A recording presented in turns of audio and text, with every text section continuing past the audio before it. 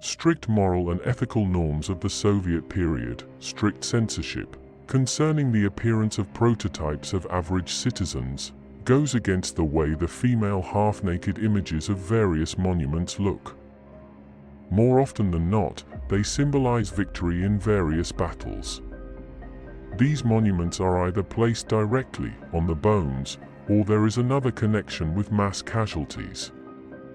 However, there is an assumption that behind the officially prescribed symbolism there is an image of Mahakali herself. By the way, monuments of this kind have been observed in other countries as well. I suggest to begin my narration with marking out 11 main common features of the goddess Kali, which are fully or partially met in all similar architectural images. Kartli. Darker black color, skin. Cold weapon. Blood bowl. Fire in hand. Severed head. Garlands of heads and hands. Shiver at her feet. Around her the theme of war or battle, active or complete.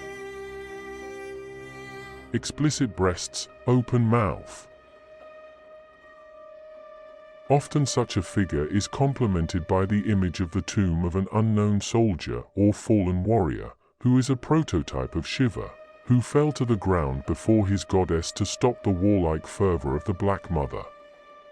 This scene is described in one of the legends. One day the evil demon Asura Mahisha seized power over the world. To deal with the enemy, the Celestials created an avatar of Kali, an invincible warrior, for the goddess Durga. With a wild war cry, she rushed into battle, destroying thousands of enemies. Mountains were crumbling, blood was pouring down like a river, and the sky itself had turned black with terror. The warrior goddess nailed Mahisha to the ground and cut off his head with her sword. But she was so intoxicated and poisoned by the blood and the fight that she could not stop herself from destroying everything around her. Then Shiva lay down before her on a battlefield covered with corpses, and the goddess stepped on him in a dance. Deceived by his illusions, Kali stopped and stuck out her tongue in surprise, then began to calm her husband. And now I will lead you smoothly to the conclusion of the idea that I want to convey and for which the previous videos were created. Pronouncing the name of Christ, Allah, Quetzalcoatl, Mahakali, the adepts of Matrix system made a shield from these aggregators and set up the channel for sending necrotic and psi energy. This mean trick was veiled behind the gaze of believers and those who honor the memory of their dead forefathers. With the name of Christ they organized crusades, burned the fires of the Inquisition, destroyed the indigenous population and their beliefs in the enslaved territories. But all this abomination is not necessary for Christ. When the Shaheeds say Allahu Akbar, they part with their lives, taking thousands of innocent people with them. In the name of Allah, they shoot and cut people's throats, but this abomination is not necessary for Allah. Even though Quetzalcoatl explicitly forbade human sacrifice, the people ignored him. This abomination was not necessary to Quetzalcoatl. The goddess Kali in her sacred rage could only be pacified by Shiva.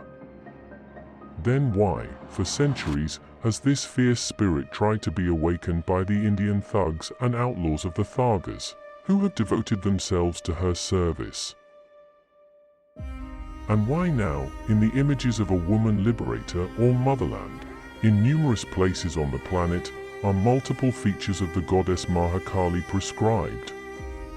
Yet this image is prescribed in many cultures: Hecate, Cybele, Ishtar, Mara, and many others. They have too much in common, which makes it possible to assume that we are talking about the same divine essence under different names. What is the purpose of all this? You need a powerful motivation to collect and concentrate psi energy. and religions do a great job with that. Then you need a channel of communication. And instead of building a new transmitter, wasting a valuable energy resource, the adepts of the system began to use the already reclaimed for centuries. And here we come to a question: why exactly Goddess Kali was woven into this web?